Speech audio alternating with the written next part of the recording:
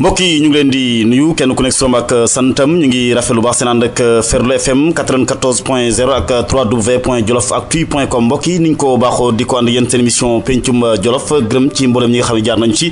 tey ñu ngi wéyandi mbokk yi daal am ci mbégte baax dalal ci maire bu Daara Jolof di Momar Ndiaye ñu gën koo xamee ci Mawo Ndiaye fas yéene waxtaan ak moom lépp loo xam ne jëm na ci jaar-jaar yi mu am ci administration yi mu am ci wàllu politique ba fi ñu toll nii commune beeg bu Daara bi mu jiite ak tolluwaay bi kon monsieur le maire ñu ngi lay nuyu am mbégte ba dalal la. Dame Ndiaye maa ngi lay fay di la nuyu di la ziare di rafetlu ci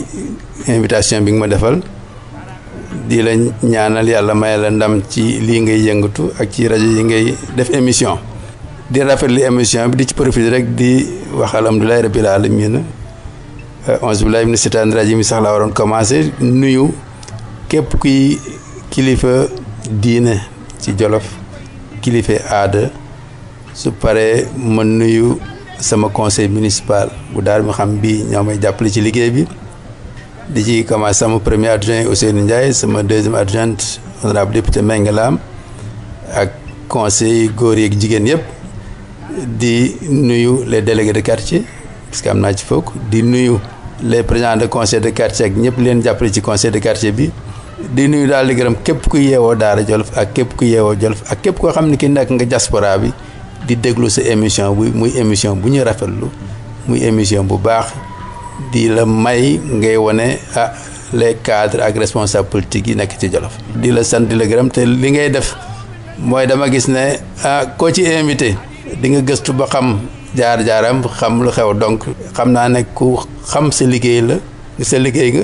koo xam ne kii bala muy def émission dina gëstu ba xam yan question la war a poser yan problème moo ci nekk di ngay laaj aussi internet yi ku ci nekk joxe xalaatam poser question am pour que rek nit ñi mën a xam li ngay laaj ak émission bi ni nga koy def képp koo xam ne kii am nga loo ci war a leerlu mu yónnee la SMS wala message pour nga mën a leeral nit ñi mën a conduire sa émission nu mu gën a rafet. très bien alors ñu lay gërëm monsieur le maire di la sant bu baax Momar Ndiaye xam naa ne am na nuñ daa baaxoo di door waaye tey jëm balaa ñoo door danañu jaale waa Jolof yëpp ci accident bu métti bi nga xam ne bii moo am ci alxames yi ñu génn ci suba gi fii tolloog daanaka kàmbu te ki ci ñàkk bakkanam di koo xam ne kii yow xam nga ko soxna Alima Fall ñu koy jaale ñi nga xam te ñu ci am ay gaañu monsieur le maire tamit ñu leen ñaanal yàlla yëkkati leen fëgg seen bopp kon benn baat laata ñuy ñëw ci waxtaan bi. jërëjëf di jaale Alimatu Fall boobu dafa bokk ak benn kuréel groupement de femmes ak samay rakk ak samay jarbaat ñoom Mami Pomane ci Daara Jolof donc xam naa ko baax Mami moo ko wax ci léegi di ci profiter donc di jaale mbokk Alima di masawu ñekk xam mi gaañu nañ ci te yóbbu leen ci hôpital centre Elisabeth Diouf Daara di ci profiter di jaale sunu mbokk sunu wëllëre suñ papa Baba Ñang bi wàññeeku ci fan yi ak képp koo xam ne kii wàññeeku nga ci Jolof ñu ngi lay jaale di ñaan yàlla xare leen aljanna di ñaan seen mbokk ñu mën a muñ lii nga xam bi moom la suñu borom indi di wax ne rek yàlla neen yàlla xare aljanna. alors amin ñuy wéy tamit nag di masaw ñëpp waaye di gën a soññ ñi nga xam ne ñooy chauffeur yi ndogalu suñu borom la waaye nañu rek gën a bàyyi xel bu baax ñi nga xam ne ñoom la ñu daal di yëpp ëpp yi ak rana bi loolu lépp bokk na ci combat yi nga xam ni ñun yàgg nañ cee daal di sàkku ñu koy waxtaanee ndax bu nekkoon taliti ba tey tali accident yi ñu ngi fi am waaye dana xëy na gën a wàññeeku kon ñu ngi ñaan yàlla woyfal suuf ki nga xam ne kii mooy aji dawlu ji alors monsieur le maire tey jii bu ma ne Momar Ndiaye rek xam naa ne yem ci bu boobaa sax am na ñu am ay jiixi jaaxal ne Momar Ndiaye bii mooy ban ndax Maaw lañ la gën a xamee. waaw jërëjëf suñu famille dafa am ay Momar man nag Maaw Ndiaye lañ ma gën a xamee képp ku dëkk Daara wala ngay Jolof wala samay mbokk sax def naa ne ñi xam ne Momar laa tudd bariwul Daara Jolof soo fa ñëwoon di laajte Momar Ndiaye doo ma gaaw gis mais soo laajtee Maaw Ndiaye dinañ la indi sama kër Maaw nag day tur bu yàgg sama benn xarit Pape Diop moo ma ko tudde woon boobu def naa ne 65 la wala 66 xam nga boobu ak léegi yàgg na mu tudd Maaw wala chinois donc Maaw surtout boobu moo wéy ba nga xam bi samay turandoo sax li mu ci am kaar bari na ñëpp Maaw lañ leen di wooyee kon nag Maaw bi dem na ba lang sama papa daan mu wooye Maaw sama yaay di mu wooye Maaw sama waa kër Maaw la ñuy wax sama njaboot Pape Maaw la ñuy wax kon nag tur boobu soo seetloo Momarine bokk suñu famille yëpp ku ci nekk am nga dàkkantal. alors mais dàkkantal wi la dàkkantal Mao Zedong to tamit xëy na jëlee wuñ ko par hasard nii rek xëy na foruñ ko. non foruñu ko puisque Pape Diop moo noonu da nga nuroog chinois te man dama fonkoon gëmoon Mao Zedong puisque sooy commencé jàng dem lycée da ngay gëstu di xool ñiy bind ay Engels ay Mao Zedong Karl Marx loolu doon lire Mao nag nekkoon na ci nga xam bi bëggoon naa ay mbindam def naa loolu aussi tax na. bi ma xawee nuroo chinois aussi tur yi foofu la gën a siiwee. alors oui monsieur le maire xam naa danañu tënk lu bëri ci li nga xam ne lii moom la ñuy waxtaan ndax ni nga ko waxee internautes yi ñu bëri ñoom itam yëkkati nañu ay laaj jëmale ko ci sa doxalin ci commune bi mais laata boobu ñu ñëw sa carrière administrative mais wàllu primaire fi nga ko jaaree école Maguette Ndiaye bu Daara ba xëy na université ba France ba États-Unis lan nga ñu si tënkal. mais li may leeral rek mooy ñetti wago laa juddoo loolu aussi jara leeral la 56 lañ ñëw ci quartier Saaru Njugaari boobu fin 56 début 57 58 mu daal ci école primaire bu Daara Jolof école bi moo tudd léegi Maguette Ndiaye foofu laa defee sama primaire ba mu fa jógee bi mu demee CM2 mu admis entré en 6e dem lycée technique André Pétavin fa laa defee 6e ba 3e ñu orienté ma lycée technique Maurice Delafosse fa laa defee seconde ba terminale am fa diplôme bu ñuy wax brevet supérieur d'études commerciales bi nga xam bi mooy bac G2 léegi. en 1971. en 1971 ba ma fa jógee ma dem université dem faculté de sciences économiques ba ma fa génnee waroon naa dem ENAM puisque sama tonton Ali Sall xalaatoon na fa laa waroon puisque boobu sur titre la woon mais yàlla dafa def bi may def 3e année dama demoon def stage SIDEC bi école université fermée ma dem di def stage SIDEC 3 mois puisque directeur général fa nekkoon muy Abdourahmane Touré ba ma gisee ma def stage def sama rapport vraiment dañu amoon de bonnes relations ak seen directeur administratif financier muy Dartana Diop. ma dem suñu benn kër xarit Dame Assane Diouf Sicap Liberté tase faak suñu benn xarit bu fa ñëwoon Moussa Sy mu ne moom kon son directeur day wut un économiste ma ne ko nekk man peut-être intéressé na ma poste bi bëggu naa ko mu ne kon naa wutal audience. yàlla def ma dem tase directeur général bi à l'époque muy Assane Masson Diop au mois de septembre fukki minutes ak juróom la ñuy waxtaan mu ne dinaa la recruter defal ma contrat donc 1er octobre 77 laa dugg caisse de péréquation fa laa def sama carrière fa laa nekk économiste stagiaire nekk fa chef du service des études chef de la division des études nekk fa directeur commercial nekk fa directeur des études de la péréquation nekk fa conseil technique nekk fa secrétaire général. donc mais mën nañu wax ne li nga xam ne mooy caisse de péréquation boobu ci administration li ëpp daanaka foofu nga ko def ndax 77 96. waaw lu xaw naa yaatu. 96 laa fa def muy fukki at ak juróom-ñeent donc lu yàgg mën naa wax ne sama carrière yëpp fa laa ko def. ma jógee fa def naa le conservatoire national des arts et métiers à Paris à 2 reprises yóbbu na ma école internationale de Bordeaux nga xam bi dama amoon bourse UNESCO pour dem def ko en 82. donc loolu aussi dafa yokk sama formation. ambassade des États-Unis seen service commercial bi invité nañ ma en 86 pour 45 jours ma dem defi formation ci ni ñuy jaayee céréales au niveau des États-Unis parce que boobu maa doon directeur commercial di gérer programme PL 480 mi nga xam mooy indi ceeb bi jógee États-Unis ñu di ko jaay di jël xaalis bi di ko dugal ci ay projet loolu def naa ko donc def naa daal formation yu bari yoo xam ni dafay dimbale sama formation bi ci ëpp mooy APROMA muy l'association des produits des marchés kooku nga xam bi organisation boo xam ne képp koo xam ne ki yaa ngi yëngu ci commerce extérieur defe naa ne aw nga fa parce que daf lay former renforcer sa capacité pour que lépp looy def sur le commerce international nga mën ko maîtriser ba yàlla def na loolu moo tax def naa ne Sénégal bi ONCAD taxawee ba tey ba ceeb bi ñëw ci caisse de péréquation man rek maa fa nekk directeur commercial boo xam bi dirigé na la filière riz importation ak distribution du riz ak achat du riz local ci lu toll ci juróom benn at. alors kon mën nañu wax ne monsieur le maire Mao Ndiaye économiste nga comptable nga def. waaw diplôme comptabilité laa njëkk am muy le BESEC mu jóg ba dem def Sciences Éco da nga bay def 2 premières années da ngay def comptabilité donc comptable la économiste la def naa des formations complémentaires en commerce international. donc loolu mooy sama expérience professionnelle au niveau de la caisse de péréquation. alors jaar nga tamit également ci Sénat jaar nga ci ISRA. waaw loolu bi ma jógee caisse de péréquation poste bi ma njëkk a am muy Sénat maa nekkoon le directeur du matériel et de la comptabilité tangu Ablaye Diack sama tonton Ali Sarax moo doon le questeur et maa doon donc le directeur de la comptabilité et du matériel donc loolu aussi am na. bu ma jógee Sénat dem naa ISRA Institut sénégalais de recherche agricole Pape Seck moo doon directeur général bi ñoo dëkkoon fii ci cité Labat Fall moo ne ma kat dama soxla ku ma jàppale donc j'ai un poste de contrôleur de gestion qui est vacant soo ko soxlaa da ngay ñëw mu nombalee sama conseil technique nga nekk sama contrôleur de gestion def naa fa ñetti at ak genn wàll. ba ma jógee foofu dem naa ONAS en 2007 Ablaye Wade moo ma nommé PCA de l'ONAS def naa fa juróomi at ak genn wàll poste boobu nag moom fay dem Habib moom ma woo benn guddi ci 10 heures ci guddi na ma ko président nee na nan la nommé PCA ONAS ma sant ko ci gërëm ko ci fa nekk ba en 2013 laa fa jóge. ONAS oui ONAS di mbirum assainissement. mbirum assainissement donc muy office national de l'assainissement du Sénégal bu nga xam bi moom fa nekkee def naa fa juróomi at ak genn wàll. alors jamono ji la Sana Gagny Sakho moo ko jiite. mais jaar nga Sodeva jaar nga Sodagri jaar nga Sodefitex ak yeneen monsieur le maire. loolu dafay bi ma nekkee caisse de péréquation ne caisse de péréquation moo doon actionnaire majoritaire à la Sonacos ban koy créé. maa doon administrateur de la Sodagri muy nekk au niveau de l'Anambé buy def ceeb parce que bi ñu koy créé en 78 man maa def le rapport de présentation maa nekk administrateur de la Sodagri de 78 à 96. maa doon administrateur de la caisse de péréquation à la Sodefitex puisque le coton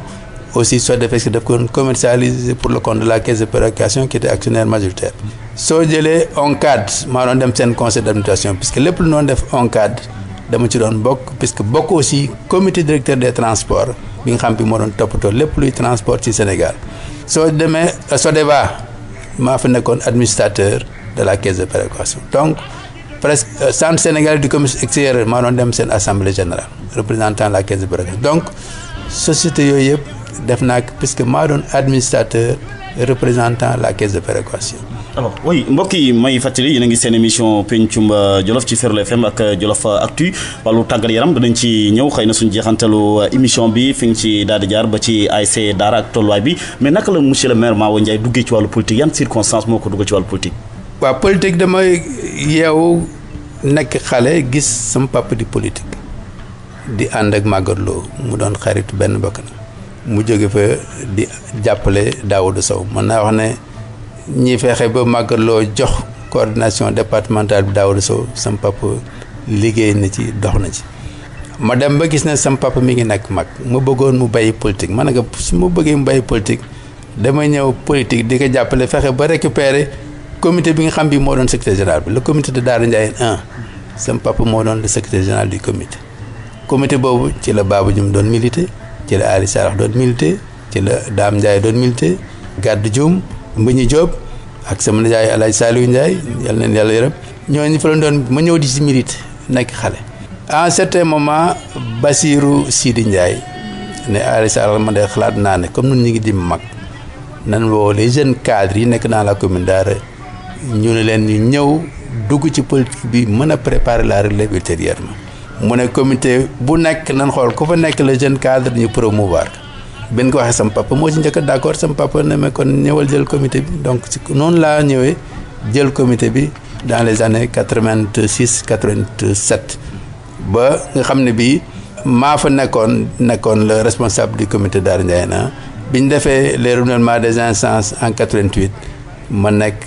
le secrétaire politique de la section de Daara. alors ni ñu ko waxee mais en tout cas teel ngaa dugg lool ci li nga xam ne moom mooy commune bu Daara bi ñu ko taxawlee 91 rek daanaka nga nekk conseil municipal nekkoon secrétaire conseil municipal nekkoon rapporteur commission des finances nekkoon ti président bu commission urbanisme habitat ak lépp lu jëm ci wàllu transport mais bi mandat bi jeexee xëy na laaj bi nga xam ne bi am na solo ñu daal di koy xam ñaareelu mandat bi en tant que nga xam ne koo xam ne ki yaa ngi woon ci conseil municipal bi nekk secrétaire bi mais dañ la caa roccee yóbbu la ci fi nga xam ne fii moom mooy conseil régional ci Louga lan ma ko waraloon.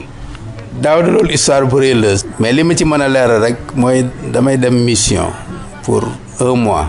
ñu war a investir sama gannaaw ma ñëw seeti sama papa Ali Sala nekk kat man damay tukki sama dossier ngi nii d'investiture mu ne ma naa dem seeti sama papa daaw sa waxtaan ci moom ma ne que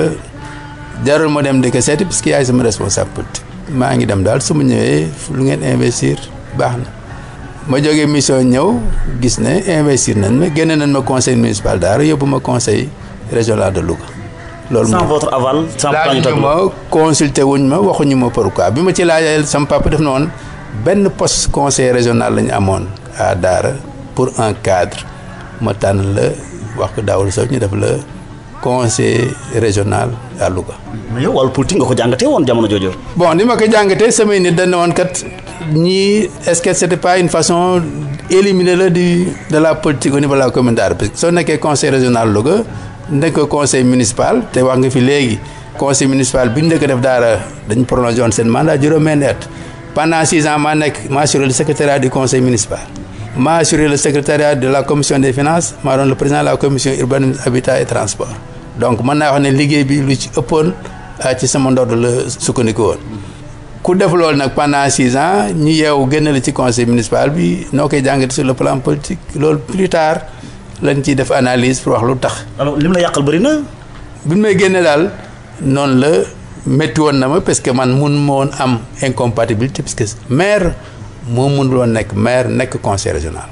mais man mënoon naa nekk conseiller municipal Daara nekk conseil régional de Louga. alors mais at yi fi jaar ci diggante bi gëstu nga xóotal nga exactement xalaat lan moo taxoon ñu def li ni mel mais xam nga trouvé go exactement lu tax. non trouvé naa explication puisque xam nga soo seetloo aussi dafa coïncider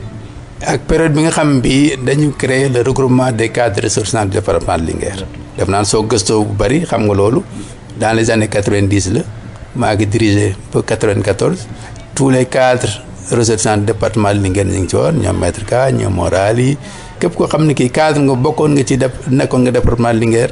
bokkoon nga ci yàlla def jiba moo amoon xalaat bi taxawal que ñu dem au niveau de l'hôtel de ville de Dakar fu ñu defee l'assemblée générale constitutive ñëpp tànn ma nekk le coordonnateur. alors mais nag oui mais bi ngeen taxawalee li nga xam ne mooy regroupement boobu li ñun ñëpp jàppoon mooy ne Djibo Ka xëy na da leen doon jëfandikoo pour ngeen jëlee fi mag ñi lu ci mel ni docteur Daouda Sow ñoom. yow soo gëstoo effectivement ñu bari loolu lañ xalaatoon te loolu musul am dañu demoon sax ba tudd ñu les poulains de Djibo ñu dem ne Daouda Sow ñii kat Djibo la ñuy ngemb pour ñu jël nangu coordination bi. jox ko Djibo Ka pour ñu liquider mag ñi. alors boobu Djibo mi ngi ci biir parti socialiste nem si la Djibo wala. Djibo mi ngi woon ci parti socialiste moo doon secrétaire général adjoint de la coordination départementale de Linguère. mais xalaat boobu kon mais regroupement bi kon mënut am beneen solo boo xam ne. regroupement bi c'était pas un regroupement politique pour leeral sax ñi fekkoon assemblée générale bi Habib Sy jëloon na fa parole wax ne est-ce que regroupement bi du regroupement politique ma ne ko lii du regroupement politique c'est un regroupement qui doit travailler sur les questions de développement économique du département de Linguère ñoo xam ne bii peut-être xalaatoon na mën nañ ko récupérer sur le plan politique man leen lii du politique lii c'est pour réfléchir sur toutes les questions de développement nan la ñuy jàppale les ASC parce qu'en 92 su ngeen ko fàttalikoo ñun ñoo gérer la finale départementale des navétanes fa leen jógee ñi proposé Djibo Ka pour mu nekk le parrain de l'ORCAV de Louga soo ko fàttalikoo Djibo Ka ñaata la nekk parrain de l'ORCAV de Louga xalaat bi ci man la jógee ba mu nekk ko chaque année moo leen doon jàppale. alors mais xam naa ne justement bu doon wàllu politique moom mënuñu jàpp ne fenn da nga jàppale Djibo parce que normalement kon docteur Daouda Sow nga war a jàppale parce que docteur Daouda Sow relation bi dox ci diggante ak Adi Salah. mais docteur Daouda Sow relation yi mu am du relation sa diggante ak Adi Salah relation Daouda Sow ak sama papa la suñ maam Saasi ak Daouda Sow suñ kër lañ doon dal man dama comme nekk école primaire. gis na Daouda Sow su ñëwee ci dëkk ba suñ kër lay dal su ba nekkul su maam Ardou Sassi ñëwee kër gi la doon dal loolu moo nekkoon relation Daouda Sow ak sama papa Daouda Sow mosuma ko wooye monsieur le ministre mosuma ko wooye monsieur le président de l'Assemblée nationale xam nga lu ma ko daan wooye mon père dama considère mooy sama papa et Adi Salah moo doon sama tonton. alors mais sa relation ak Djibo Ka tamit xóot na. sama relation ak Djibo Ka xóotoon na trop puisque Djibo Ka dafa doon sama xarit di sama mag am des relations très particulières ak sama jabar ba Djibo moom mosuma wooye lu may sama goro puisque dafa noon moom mooy comme moom mooy magu njéeme mooy sama goro fu ma saatase sama goro ma mais on avait de très bonnes relations des relations très étroites mosuma dem seeti nit ne que nan ñëw jéem a xeex Daouda Sow wala ñu jéem a xeex kenn soo ko laaj ci responsable politique yi fa nekkoon dina la wax ne man j'ai toujours une ligne de conduite irréprochable. li ci am solo mooy ku ci waxtaan wi yëpp ku ñu topp dina xam ne socialiste bu mag nga en tout cas xëy na mooy sa doctrine bu bien vrai que def nga PDS def nga jamono ji yaa ngi ci APR. mais en réalité lan moo tax dëgg-dëgg nga bay parti socialiste dem ci PDS bay fa nga xam ne kii Ali Salah la lu bëree bëri jaar seen diggante. loolu sama papa moom la Moussa Ndiaye seet Moussa Ndiaye c'était l'ancien responsable de la section de Médina ñu doon koy Moussa Dioli di sama cousin moo ñëw seet sama papa nekk kat man je suis un ami d'enfance d'Abdoulaye Wade ñu ànd bu ñu nekkee xale maay le responsable de la section de Médina dama bëggoon nga wax Momar mu ñëw jàppale Abdoulaye Wade bi sama papa waxtaan ak moom ba d'accord sama papa moo woo des journalistes il a fait une déclaration pour annoncer que à partir d'aujourd'hui man dinaa dem jàppale Abdoulaye Wade nit nag kilifaam la am. mais kilifa ci wàllu génn mais kilifa tamit Ali Salah sa kilifa la. non kilifa kii sa baay mooy sa kilifa dinaa si ñëw léegi tout à l'heure donc sama papa moo ne ma naa dem jàppale Abdoulaye Wade nit nag day dëggal kilifaam. man nag effectivement maa ngi ci parti socialiste di jàppale Ali Salah mais soo ne naa dem jàppale Abdoulaye Wade jël nga engagement pare mais si kilifa mënul wax dans la presse ne lii ngay def nga ne doo ko def ba mu fa jógee maa dem seeti Ali Salah waxtaan nañ ci à ñeenti reprise ba 4e rencontre bi laa ne que la décision est irréversible dinaa dem parti démocratique sénégalais. alors ñeenti yoon bi ngay waxtaan ak moom da doon bañ pour nga dem. wala non bëgguloon ma dem dafa naa toog rester dans le parti socialiste ma ne que nag loolu mënatul nekk parce que li ma ci mën a leeral encore mooy bi ma nekkee caisse de péréquation ba Abdourahmane Sow nekkee ministre en 92 ou 93 92 la ou 91 à l'unanimité le personnel caisse de péréquation danoon il fallait que ñu def une promotion interne parce que j'ai fait tous les postes de la caisse de péréquation ba nekk secrétaire général pendant 5 ans donc rafetoon na ñu def promotion interne mu nekk directeur général de la caisse de péréquation dem naa seeti sama papa Daouda Sow nekk kat suma sañoon comme poste bii le poste est vacant mu jàppale ma pour ma nekk directeur général. boobu docteur Daouda Sow lu mu nekkoon ci poste ba ci caisse gi. non docteur Daouda Sow bokk leen caisse parce que il était au vice-président il était à l'Assemblée nationale. mais yaakaar nga ne moom bu ci bëggoon mu loolu. xalaatoon naa ne su demoon seeti Abdou Diouf nekk kat kii sama doom la bëgg naa ñu jox ko caisse de péréquation te xam naa li Daouda Sow mën sur le plan politique au niveau départemental régional et national xëj na su ma jàppale woon ma nekk mais dama xalaat ne na ma tontoon ak li ma xalaat naa ne kii peut-être jàppale mu. ci mel ni ban tontu par exemple. non daf noonu dinaa ci waxtaan ak kilifa yi rek la ma wax. mais ba tey ba sànq. ba tey sànq ñu yeew ñu nommé un autre directeur général. boo ma wax ma def nañ ci lii wala def nañ ci laa ma nekk ah comme loolu yàlla tudd man damaa gëm yàlla dama xam ne sama wërsëg nekku ci woon Daouda Sow bu mën di nekk sama bàyyi la man nekk su defee li mu war a def baax na su ko deful baax na donc cër bi ma ko jox cëru baay bi dara musu yàqu cër bi ma jox Ali Salah cëru nijaay bi dara musu yàqu ba tey fii ñu toll Ali Salah mooy sama tuteur fii au niveau de Dakar. exactement monsieur le maire kon li nga xam ne li moom moo la gën a poussé dëgg-dëgg ba nga génn ci parti socialiste du Ali Salah mais en réalité li nga bëggoon ñu defal la promotion wala jàppale la nga nekk directeur général bu caisse de précaution bi nga yaakaaroon ci docteur Daouda Sow ba pare jàppalewul ci loolu moo tax exactement na nga sele sa activité. mën na nekk loo xam li mën nañ ko jël comme raison mais du loolu rek dafa naa ne soo nekkee ci parti war fa am promotion dimbalewul nag mosoon naa wax benn coordination à Linguère. man nit ñi ngi ci parti bi di des jeunes man ne suñu teel te responsabiliser bala ñu am des responsabilités dans le parti dañuy dem retraite te ce qui est arrivé donc loolu mu nekk ni ci mais mosuma am problème ak Ali Salah mu nga xam bi moo tax mu jóge fa ba fii ñu toll Ali Salah mooy sama tuteur à Dakar ki ma ko tuddee il est né le 15 septembre 88 kooku mënutuma ko dindi. oui justement moo tax am na sax kenn ci internet yi ko xam ne kii moom itam Sidi Diallo di jësi laaj na sa relation bi dox ci digganteeg Ali Salah bu nit ñi jàppee tiin moom Ali Salah xëy na bañ gi mu doon bañ pour nga génn ci parti socialiste bu fekkee moom ci boppam en personne am nañu xabaar ne am na fu mu toog sax ne mu yéex wala mu gaaw ku may doonu ëllëg ci wàllu politique Mao Ndiaye lay war a doon loolu xam nga lu fort la Mao. waaw loolu Ali Sall wax na ko premier mandat am xam nga moom la loolu la mébatoon loolu la bëggoon mais xam nga soo nekkee wax nga ko fii léegi premier mandat maa ngi ci conseil municipal pendant juróom-benn at deuxième mandat ñu génn ma conseil municipal soo nekkul conseil municipal di nga mën nekk maire lu tax ñu génn ma ci conseil municipal xam naa ne du Ali Sall feneen la affaire boobu jógee donc Ali Sall mébétam sotti na tey parce que tey maay maire Daara mébétu El Hadj Ibrahima Ndiémé sotti na tey parce que tey maay maire Daara Ali Sall ak njëkk a wax nag ci premier mandat. moo la jàppale mais jàppale na ma kay mooy sama conseil politique mais deuxième mandat bi ki ma génne ci conseil municipal du Ali Sall parce que Ali Sall mënul dajale waa Daara yëpp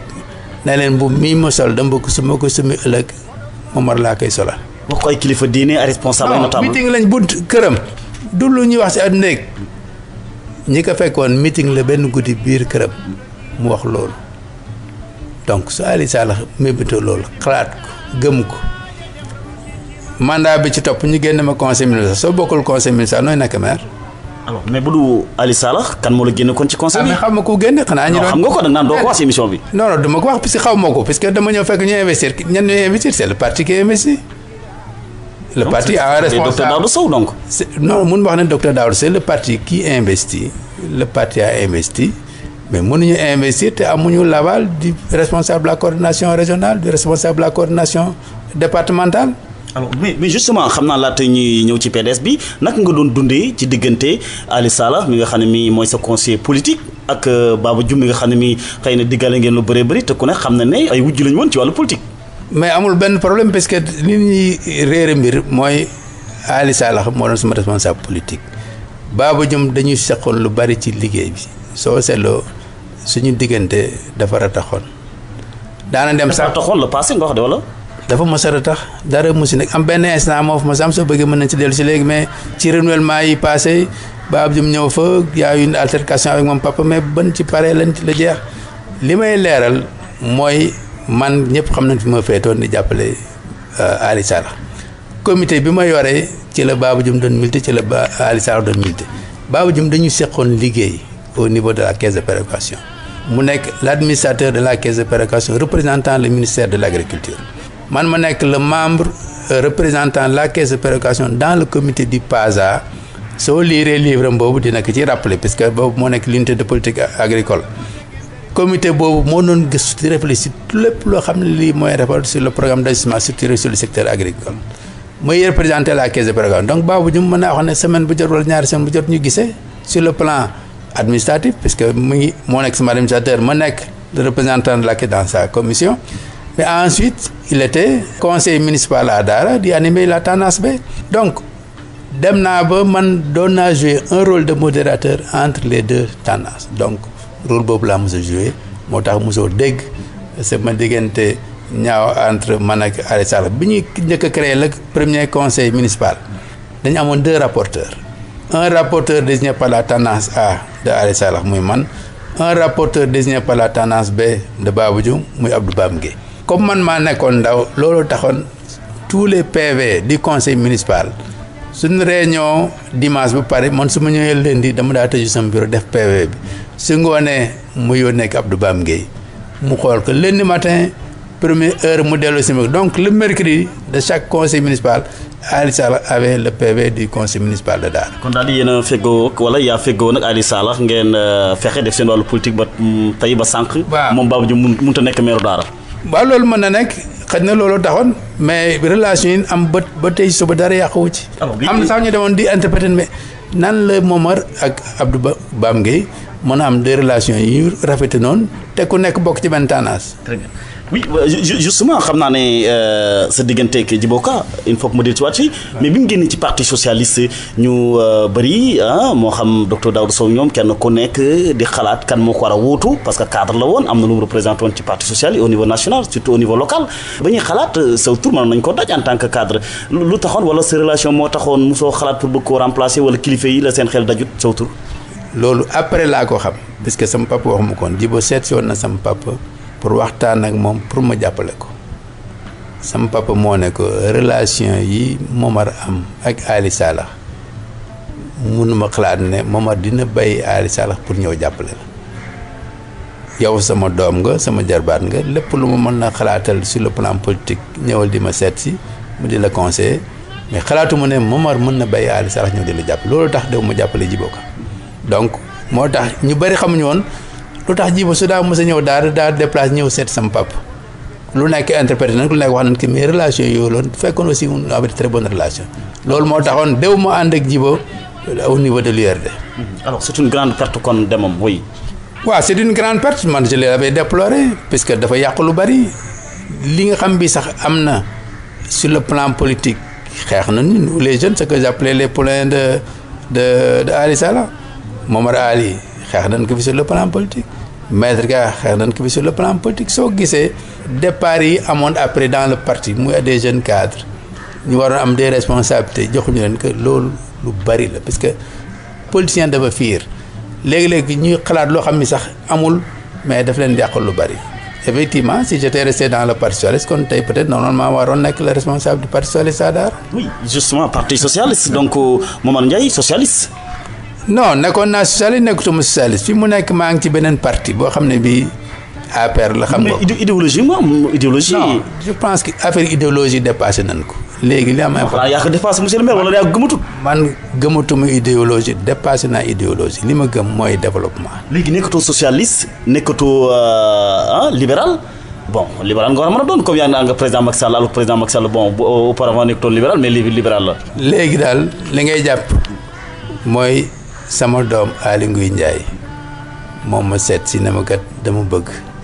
nga ñëw jàppale Macky Sall looloo ma yóbbu. APR may jàppale Macky Sall. mais justement mais ànd nga maître Abdoulaye Wade président Abdoulaye Wade ba deuxième tour ba mu jeex dafa mel ni yow mbir yi dafa nga xam ne naax saay na rek Abdoulaye Wade ak nguuram dem na rek nga kii non loolu taxul mu dem li tax ma bay PDS bi ñuy dem élection 2012 après le premier tour dégg naa fay wax yu bari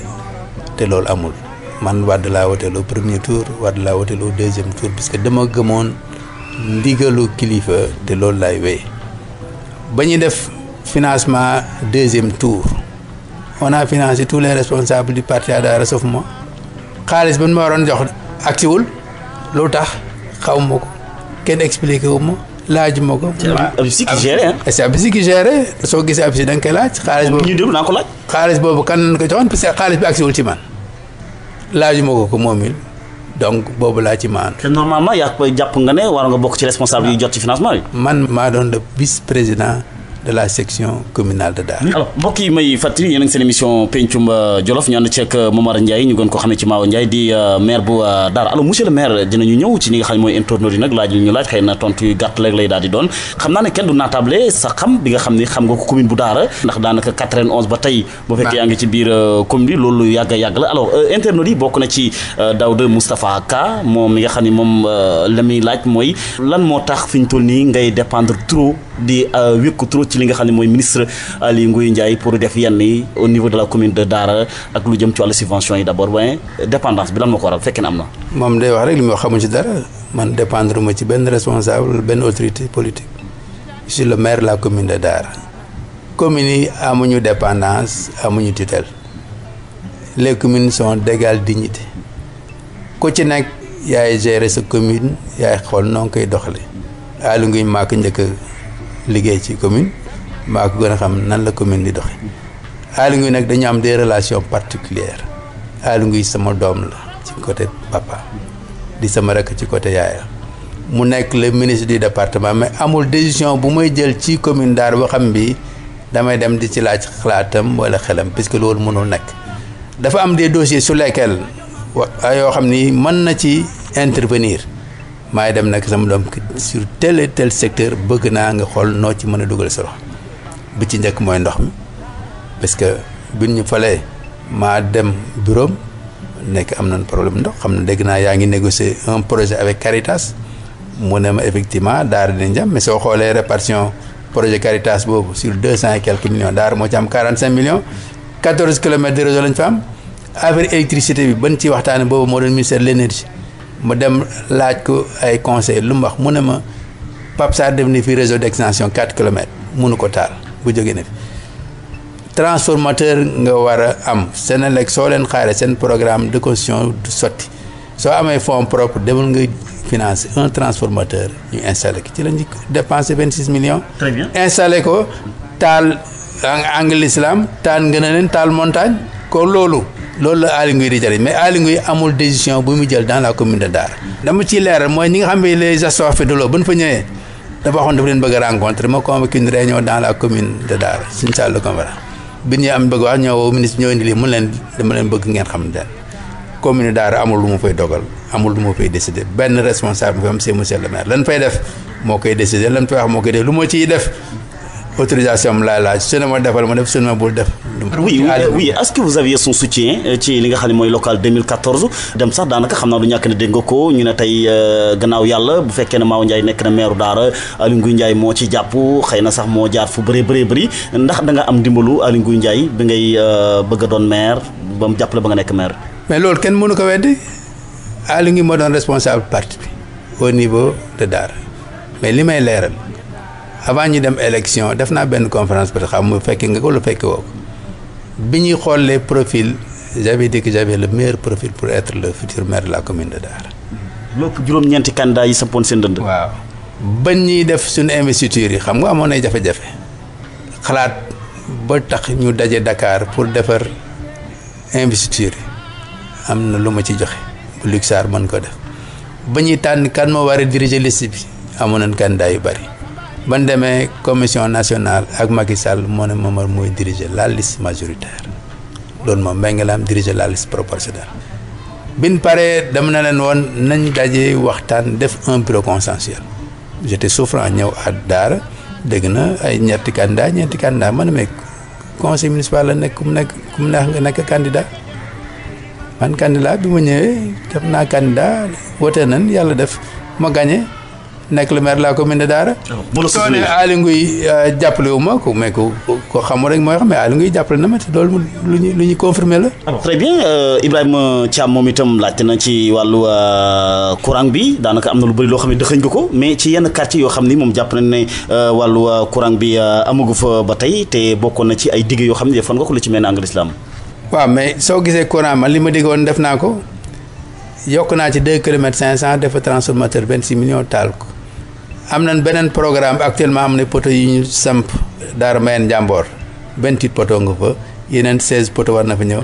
poto yi ñu war a def ci cimetière yi indi nañ ko war nañ ko installé li ci des mooy def branchement bi taal ko. très bien oui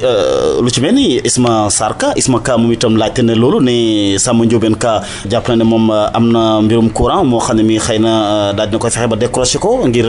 fexe ba lu jëm ci quartier yu bëri yi nga xam ne amaguñ courant ñu am ko armée li tamit ñoom itam ñu am courant mais dafa mel ni ne dafa jàpp ne xëy na moom Isma Ka dafa am ak tàggatee bi gu ci am te ci mairie bi la jógee fekkee loolu am na. déedéet loolu dara amu ci li may leeral mooy Samba Ndiobène Ka sama doom la te dama ne commune Daara bi ñu falee dama leen équipe bu 56 conseils lañu képp koo xam kii am nga xalaat bu rafet am nga démarche booy def na nga ñëw indi ko dans la commune li ñuy def ci commune bi dañ koy encouragé Samba Ndiobène lu mu xalaat lu muy def ci commune bi réeroo wuñ ci amuñ ci benn problème ak Samba Ndiobène. mais lii moom yëgu si benn yoon. mais yëg naa ko parce que ñu ngi koy wax ci Daara Jolof ñu ngi koy wax ci rajo yi ñu ngi koy wax ci internet bi. mais nopp ak nopp mu wax la nga jot. non maag bàcc jotuñu ci waxtaan mais dama ne suñu même su ma ci waxul lépp loo xam ne lii bàcce nga koy def ci dëkk bi daf ma koy yëgal muy li mu def ci au niveau de l'éducation li mu def au niveau des ASC su ma fa nekkee daf may woo ne ma mon père kaay lii ak lii laa bëgg a def kon su ne dafay indi courant waxtaan nag waa Senelec pour def ko du mënuñu lu may ñaanal ko loolu sotteeg jàmm di wax ne képp koo xam ne kii yaa ngi def programme indi ko ci Daara muy ministre Aly Ngouille wala keneen partenaire bu mu mën def wala muy suñu député yi ñu fal nga xam ne ku ci nekk yaa ngi gis lu yëngatu suñu rak Idrissa Samb ba muy def consultation gratuite daf ma woo ba mu dem man maa ko présider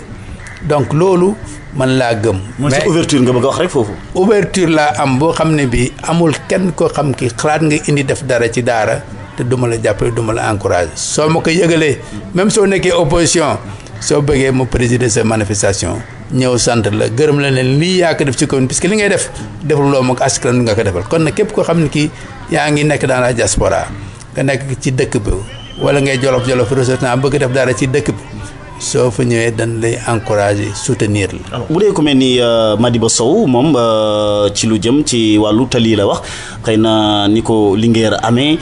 noonu la ko daara xëy na waroon a amee te tamit xëy na ba tey daal gisu ko lu mel ni tali yi ci biir quartier ci biir daara. mais loolu programme boo xam bi 5 kilomètres 500 la daara war a am Linguère 5 kilomètres la am Linguère seen programme moo njëkk tali bi ñuy def ñun ñi nga xam bi ñooy defar tali bi daara Touba ñoo waroon jël en charge les 5 kilomètres 500 loolu engagement la boo xam bi Ageroute jël na ko. bi ñu mujj a wax ak Ageroute dañ ne moon est-ce que 1 kilomètre 800 bi ñu la defal ci yoonu Mbalax parce que yoonu Mbalax man maa ko négocier ñu defal fa 1 kilomètre 500 1 kilomètre 800 te ba ma koy négocier ak Chira dama noon fi ngeen bëgg a def seen base bi dinaa leen jox suuf ngeen tabax fa conditionnalité mooy d'abord ngeen defal ñu goudron ba mu génn dëkk bi parce que ñi dëkk Thieng ñi dëkk Ngiseyeen ñi dëkk Cak Saaw poussière baa ngeen di rey bâtiment yi ngeen fa tabax bés bu ngeen dem da ngeen koy jox mairie daara ñu d'accord ci donc Ageroute ne moon est-ce que 1 kilomètre 800 duñ ko génn ci 5 kilomètres 500 ma ne ko déet 5 kilomètres 500 mën naa ko négocier ba mu sotti yéen a ko promettre à la commune de Daara il faut ñu réaliser ko soo seetloo voie de contournement bi bu dugg Daara Mbayeen def nañ fa goudron ak négocier avec l'Ageroute chinois yi defal ñu ko li des bi ma ci mujj waxtaan ak Pape Diallo Ndiaye di suñu jarbaat di liggéey Ageroute dafa ne ma chinois yi ñoo ko waroon jël en charge wala programme route Louga Daara mais ma ne ko Louga Daara comme xamaguñu kañ lay démarrer suñ ci compter dafay yéex mu ne ma xalaat na FERA le fonds autonome d'entretien routier muy la FERA war na ko mën a jël en charge ma ne ko nag léegi nañ ñu wax kañ lay doon ak nan lay dem puisque loolu ci la ñu compter pour régler éclairage public ou commune Daara moo tax loolu des ci éclairage public bi loolu la ñuy xaar pour que 5 kilomètres 500 yooyu suñ ko defee ci dëkk bi ñu mën ko éclairer def ci éclairage moderne ba nga xam bi lii ñu dal ci route nationale bi ñu def nga xam ne dañu defaraat installation bi def ci lu bees def ci ay poteaux yu màggat rafetlu ma ko wax naa ko Ageroute. très bien oui mais contournement bi nga xam ne bii am na daanaka booy jub Nguer xaw ma booy génn Nguer. bi nga xam ne bii léegi dafa wër bu la neexee léegi booy dem Linguère doo ñëw jaar garage Daara da ngay jaaree noonu ca kaw rek teggi bon am na ñu jàpp ne xëy na rey économie bu Daara moo tax ñu def leen ni mel teggi googu naka nga ko jàngatee yow tali boobu teggi ca kaw. mais teggi bi lu ñu rafetlu la teggi bi Ageroute moo ko di xalaat soo seetloo dëkk yu bari. dañu amoon problème sécurité au niveau de Daara parce que oto yi ni ñuy dawee accident yi fa am dégg nga ko gis nga ko tegg bi dafay permettre ko xam ne kii ñëw nga xalaatuloo ne amuloo dara looy def Daara wala soxloo ko nga mën a def contournement bi dem doo bloquer circulation bi doo am ay accident mais Daara loolu mënu ci yàq dara ci liggéey mënu yàq dara ci économie parce que képp ko soxla Daara nga jógee Fuuta wala nga jógee Dakar di dem soo soxlaa Daara di nga fa aw di nga fa taxaw la nga fa war a def di nga def Daara yàlla may na ko ba position bi mu nekk contournement bi mënul am benn incidence négative sur l'économie de Daara parce que dëkk bi dafay yokk fii ak ay at contournement bi dañuy xalaat sax na ci biir Daara lay nekk mais dafay nekk limite frontière entre commune Daara ak commune Thiamène mais dafay améliorer circulation bi wàññi accident yi ci dëkk bi. alors bu dee Abdou Ka moom li mu laaj mooy mbirum suuf si am na ñeneen ñoo xam ni laaj nañ ko la question foncière alors fan nga ci toll lu jëm ci lotissement bi nga xam ne fekkoon nga ko 2013 tamit également yan jéegu nga ci def dem na sax moom Abdou Ka ba ne xëy na ndax tey noppi nga ngir lu jëm ci wàllu mission auditée ci lu jëm ci mbir mi nga dalal leen pour ñu saytu la li ngay def. mais kooku amul problème man affaire foncière ak kii ni ñu wax lotissement aw ma ci benn problème parce que man defuma lotissement. Pape Sarr moo def lotissement ak Ali Salax ñu ñëw li ko tardeel dañoo waroon am un état des lieux boo xam waa cadastre ak waa domaine Louga ñëw war a ñëw def ko entre temps ñu affecté le responsable du cadastre ci temps yi ñu affecté waat le responsable des services fiscaux donc Momar Ndiaye dem na am na keneen ku ñëw mi ngi su ñëwee den installé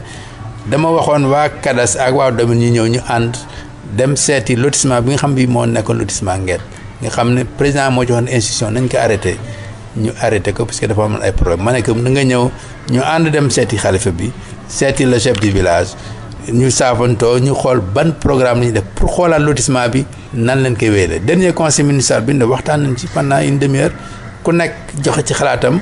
pour que ñu xool nan la ñuy finaliser lotissement boobu loolu def naa ci fan yii di ñëw dinañ def pour ñëw def audit man awma benn problème sur le foncier de Daara su subaa mën na ñëw def audit bi dafay leeral liggéey bi rek parce que man fi ma aw yëpp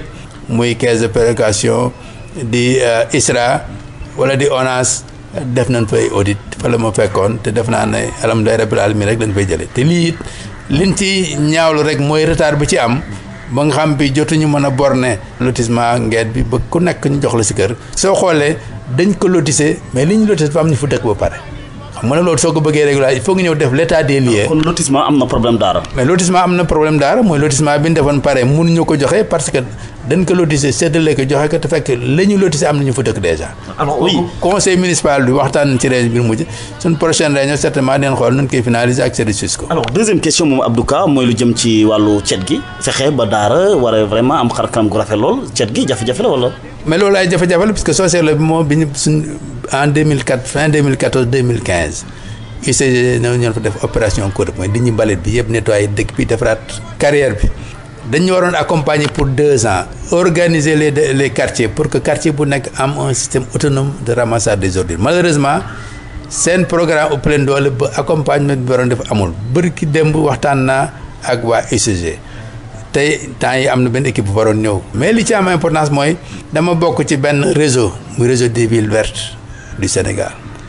boo xam bi maa fa nekk chargé des questions de l'élevage yàlla def bi ñuy tànn les 10 communes secondaires du Sénégal Daara bokk ci programme JGA la muy benn ONG boo xam ne moo koy financé c'est un programme qui porte sur plusieurs milliards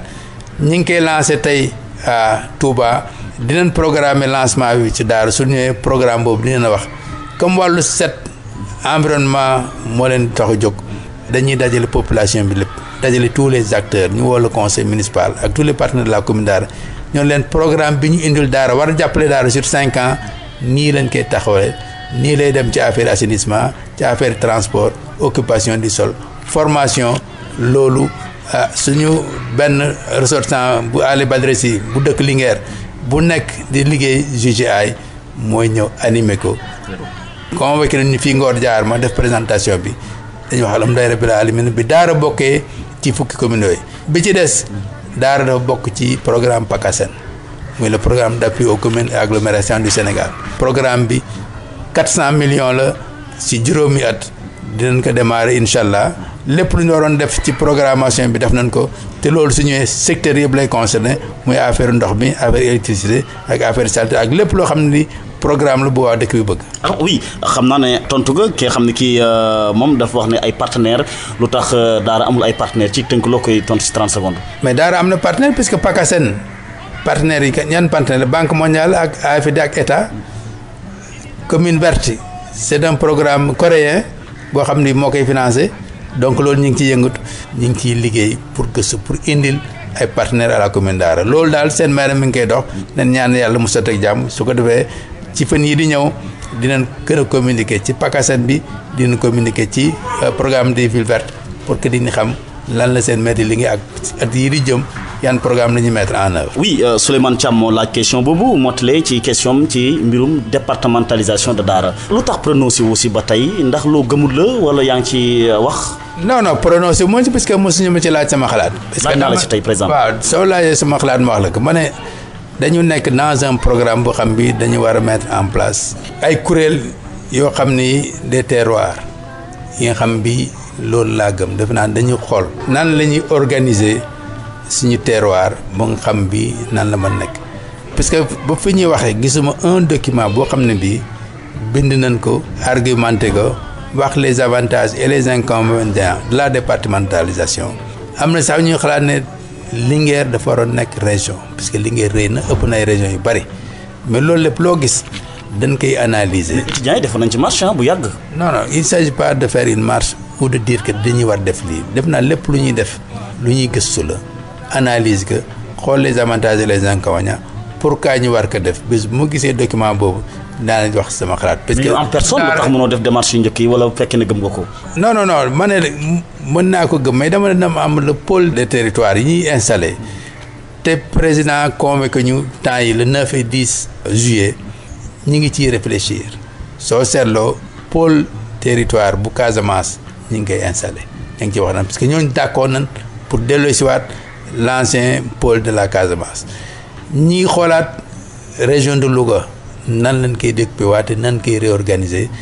yan pôle lañ mën a assembler pour xool liggéey bi nu mu gën a baaxee donc ku nekk li nga gëm ngay défendre loolu suñ bés buñ ci àggee ba argumenté ko ma wax leen lan mooy sama position ñi ko xalaat di ko def nañ ko défendre am na sax ñuy wax parler d'autonomisation de Daara nu muy autonome par rapport à quoi Daara est déjà autonome. La commune de Daara ne dépend d'aucune collectivité territoriale, ne dépend d'aucune structure administrative. Daara débat bu amul sens donc. amul débat lu ñuy débat parce que sooy débat da ngay débat lu mën a am nan dem diiraat l'acte 3 les communes sont d'égale dignité tey commune Daara ak commune Thiamène Pass ñoo yem ay droit ñoo yem ay yelleef amul kenn ku nekk seen autorité ci kaw. oui monsieur le maire xam naa ñu ngi ci cappaandaw émission bi mais laaj bi nga xam ne bi daanaka ñu bëri bokk nañu ko moo xam ki nga xam ne kii moom mooy Abdou Ka moo xam Madiba moo xam Souleymane Thiam Ibrahima Thiam Isma Sarr Mamadou Dia ñoom ñëpp subvention yi la ñu àddu ci lu jëm ci mbirum subvention yi d'abord étudiants yi am na lu ñu jot quand même mais la ci des anam moom. waaw étudiants yi seen subvention jot nañ ci ba pare donc soo dégloo li ñuy wax temps yi def naa ne amatul dara lu ñuy laaj li ñuy laaj mooy. mais 2017 ah. non 2017 lañ jox 2018 mënaguñ ko verser parce que dama ne subvention lan mooy subvention muy ndimbal bu ñuy joxe ndimbal bi fan lay jógee ci recette propre mairie recette propre du recette yu taxaw nit ñi dañu xalaat ne suñu wootee budget bi rek xaalis bi disponible mën nañ ko jël joxe ko du loolu li ñuy joxe subvention muy xaalis bi su jigéen ñi fay 100 francs 200 francs ak li am ci marché hebdomadaire bi loolu la ñuy dajale. suñ fayee les dépenses prioritaires ba pare muy personnel bii liggéey muy yeneen dépenses yi li des dañuy xool fan koy dugal beneen bi mooy trésorerie bi am dans les communes c'est dans une caisse commune gérée par le receveur mën nga am xaalis ci sa compte sa comptabilité mais soo demee au niveau du payeur trésorerie bi amu fa parce que payeur luñ soxla ci dépense ci wàllu état su fa xaalis ay moom lay jël dépense en attendant que trésor remplir ko donc xalaat naa ne ASC yi li ñuy xaar mooy financement bi disponible ñu jox leen seen subvention organiser la coupe du maire bi ñu ci waxtaan ak ñaari présidents yi danoon nañ xaar suñ ko mënee démarrer avec la nouvelle saison bi démarrer au mois d'août ñu xool nu ñuy organiser la coupe du maire. Coupe du maire c'est la coupe du conseil municipal. alors ñu bëri laaj na ci en tout cas. xaalisu conseil municipal bi la su xaalis bi disponible muy 3 millions 400 yi war a dem ci ASC ak zone yi parce que 3 millions yi ASC la 400 000 zones yi la. li coupe du maire lii dafay jógee ci budget mairie bi lii samay xarit ak samay partenaires yi ñuy jàppale ñooñu ci jàppale pour ñu organiser. alors yaakaar ngeen dana am ci at mi balaa jeex 2018. bien sûr bëgg naa ko loolu mooy sama mépp. kañ par exemple. mën na ko ma jàpp bés bu xaalis bi dajee rek ñu organiser ko damay rappeler ne recette propre bi ci gën a am importance à part le foirail mu ñuy jaay marché hebdomadaire bi ñuy jaay tous les dimanches nga xam bi 30 millions lay indi à la mairie. patente mooy la deuxième. 30 millions par année parce que ñu bëri ko comprendre également collaboration bi dox ci diggante boo waxee sax en général exemple bi ñu njëkk a jot mooy daaral gu toll ni gu daara fu mu nekk wala wax te xamuñu dara ci li ñuy wax daara ku fa jaay nag 500 francs ngay fay par nag soo jaayee gàtt 100 francs ngay fay. oui mais mas naa ci wax ak Pape Alioune Sarr mais on ne peut pas changer la tendance mënuñ ko changer. tendance bi maa ngi ci waxtaan ak éleveurs yi pour ñu xool nu ñu ko yokk parce que naa leen 500 francs bi ñuy def depuis tàngu Aliou Sarr ba léegi jaaduwul. beneen jafe-jafe bi ñu am aussi duñ ko wax donc li ñuy dara bi rapporter 30 millions dans l'année matul sax le 10e du budget de la commune budget commune daal 464 millions la patente bi mooy indiwaat xaalis muy 15 millions frais de bornage et d'alignement bi ñu waroon am xaalis moo xaw a tardé parce que lotissement bi ñu waroon àggale woon ko pour que nit ñi mën a jël seen kër fay seen frais de bornage loolu aussi dafay xaalis boo xam bi ñëwul. bi ci topp mooy li ñu war a jàpp mooy dafa am réforme patente bi waroon am léegi dafa nekk contribution économique locale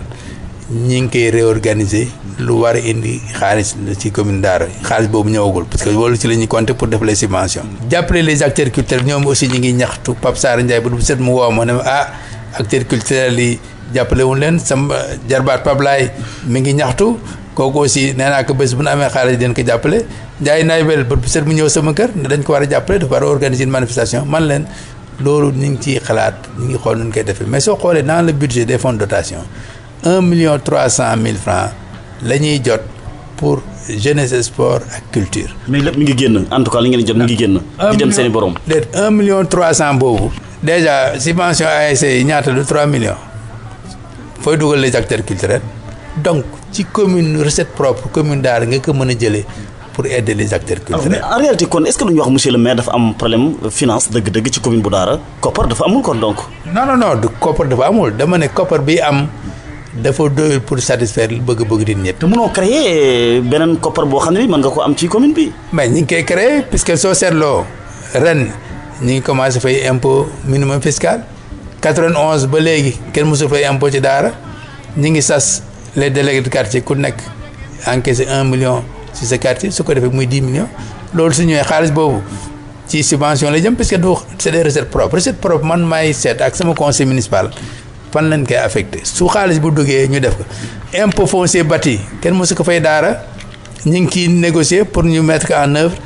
la taxe d'ordure ménagère dafa am problème parce que rôle yi fa nekk depuis Matizalem soo ko demee xool rôle bi sama turu papa nga ci fekk ak ñoo xam ni nekkutuñ fa man taxe d'ordure ménagère bu ñuy fay sama kër maa koy fay parce que maay la maire sama turu papa la nekk ki nga xam ne bii kër gi mu dëkk ki ko jaay dundatul kooku mënutoo dem naa ko fayal ma taxe d'ordure ménagère ko xam ne kii bi mu ko jaayee kër gi ak léegi mën na 15 ans wala 20 ans loolu ñu ngi ciy waxtaan ak waa services fiscaux 2018 dañu woon dañuy jël 30 millions ci fonds propre mairie bi dugal ko ci investissement recette propre su fekkee dugg si na loolu nga xam dañ ko waroon jël ci fonds propre dugal ko ci investissement duut ñu ko jël parce que PACASEN bi ak ville verte dafay financer investissement yi ñu soxla pour affaire ndox pour affaire électricité ba damay wax sax na ci fan yi di ñëw 12 bornes fontaines yooyu nga xam bi SDE ñu ngi ko doon a négocier den ko installé nu mu gën a gaaw su ko defee ndox dina gën a yomb loolu programme boo xam bi waroon na sotti depuis 2017 mais xalaat nañ ci fan yi mercredi prochain la ma SDE wax ne dina ñëw commencé installé fukki bonne fontaine ak ñaar su ko defee problème ndox dina wàññeeku ci commune Daara. alors oui monsieur le maire xam naa 2 minutes nag nga jégal ma tënk bu baax ndax parce que wàllu sport lañ ci waroon wax bëri na lool mais wax nañ ci subvention yi dugg nañ ci ASC Daara tamit nekkoon nga président bu ASC Daara mais gannaaw loolu tamit daanaka sax ñu bëri dañuy dem ba ne cursus sax daanaka bi nga am si wàllu tàggat yaram sax moo ëpp si wàllu administration loolu xam naa ne day wane rek jaar-jaar yi ñu ci am ci wàllu sport. waaw loolu dëgg la dem nañ sax ba xam ne am nañu bëri ñu xalaat man sama liggéey mooy football. parce que def naa fukki at ak ñaar Ligue de Dakar def fukki at ak ñaar fédération def 6 ans fédération des sports travaillistes ASC Daara ban ko créé maa toppatoo kayit yi maa def seen affiliation ba ñu def assemblée générale fekkiwuma ko mais ñoo ma fa à l'unanimité ma dirigé ko ci juróom-benn at mais nag bu mu paree man leen mais nan xool xale yi ñu jox leen jàppale ci lañ jox saa si Aliou Sarr jël Guité Ndaw Pape Sarr ba tey mu nekk ci loxol Moussa Sow ASC Daara mooy sama bébé puisque man maa ko créé lan fay def. mais mi ngi ciy jafe-jafe quand même. mi ngi ci ay jafe-jafe mais def naa deen ci génn dañuy wàcc mais wàccoon nañ fi ba dem division régionale dellusiwaat ba demaat L1 mën nañ dellusiwaat. Daara bëri nay cadre lool ah ci naka la sa collaboration ak cadre yooyu parce que léeg-léeg gis nga mouvement yi nañ fa kenn ku ne ngi taxawal mouvement wax nga léegi Idriss Samb wax nga professeur Mansour Fall ak ñeneen ñoo xam ne ñu ngi romandaane danañ taxawal ñoom itam seen i mouvement mais jàpp ma ne xëy na dañ nekk di ŋàññi rek xëy na ñi ngi collaborer ak yow di waxtaan ci ay partenaires yooyu wala. waaw am na ñu koy def mais naa leen chaque fois que nit xalaat ne de lu muy indi ci commune Daara la porte ouverte man je suis ouvert. ndax Idriss Samb mi ngi ko mos na koo def na ko plusieurs fois ren bi ñuy def les visites médicales gratuites à Daara Mbayène man maa dem ubbi jëga fekk fa suñu papa Islim. alors mais bu dee wàllu politique gisuñ ko collaborer parce que bi mu def lancement mouvement bi invité nañ la mais gisuñ dafa gisuñ sa représentant. waaw affaire wàllu politique nag man j'ai une position très claire dama ne fii ñu toll Macky Sall laay jàppale kuy def mouvement politique àndaloo ak Macky Sall soo mu invité sa manifestation politique moo fa ñëw. alors bu dee Mansour Fall nag moom. Mansour Fall sama rakk la sama xarit la mooy président du conseil du quartier de montagne mi ngi def mouvement donc mi ngi def ay manifestations au niveau du quartier lépp lu muy def daf ma wax ma di ko encouragé di ko jàppale ba nga xam bi lépp lu muy def ci quartier bi man la ko defal parce que mooy président du conseil du quartier. Ibra Ndaw am na lu mu fa bëgg a def temps yi di ngeen ko gis am na ñeneen ñuy yëngatu ay opérateurs économiques yoo xam ni am na lu ñu fa mébét war ko faa def bés bu jotee di leen ko wax mais man aw ma xaar ma yàlla ak kenn. comme par exemple Maram Sall. non Maram Sall mouvement la def Maram Sall ñëw na seet si ma day taxawal mouvement mën na encouragé que naka taxawal sa mouvement. comme Macky Sall mouvement bi taxawagul mi ngi ciy def ay contact seet si na ma pour informer ne ma kat bëgg naa taxawal mouvement Macky Sall laa bëgg a jàppale ma ne que ma encouragé ko ñaanal ko naka yàlla na si yàlla may ndam. comme noonu Macky Sall la ñuy jàppale képp ku bëgg a créer mouvement ñëw. pour jàppale Macky Sall dañ lay taalal sa loxo ne la ñëwal jàppale ñu. képp ku ko jàppalewul na nga xeex ko. man kay képp ku jàppalewul Macky Sall. du ma la dooleel de parce que man li ma gëm mooy Macky Sall amaat mandat en 2019. Très bien. ci loolu laay xëy ci laay gont ci laay yëngatu. l'avant-dernière question Mor Sall moo ko posé ndax monsieur le maire Mawo Ndiaye dana xëccuwaat pour am beneen deuxième mandat. ah sama papa daal moom la wax ne lu jotagul doo ci wax fii mu nekk li ñuy xalaat mooy préparer élection présidentielle 2019. Très bien. ñaan yàlla suñu candidat bi jàll.